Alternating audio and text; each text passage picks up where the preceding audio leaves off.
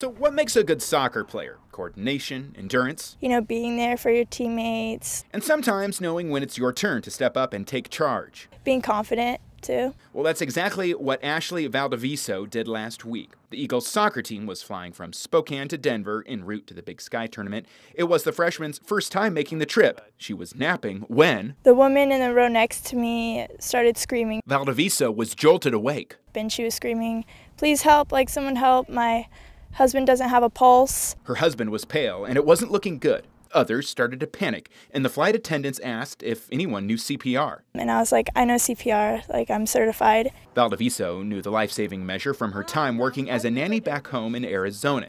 So they placed the man in the aisle. Valdivieso put her hands on his chest and began compressions. And after just 2 pumps, He came to and like was trying to sit up. the man was awake. A pair of doctors on board further away in the plane then came to help out.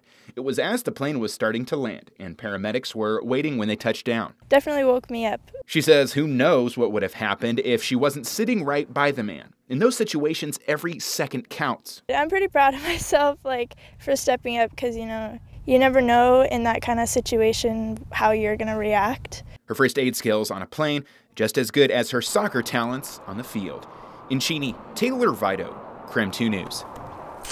What do you think? The American Red Cross would love to teach us all. Oh how my to do goodness, CPR. yeah. And good Wouldn't for that her be for great? jumping in and taking Yes, charge, right? Yes. Mature she knew volunteer what to years. do and just relied on her training, which is fantastic. Great story.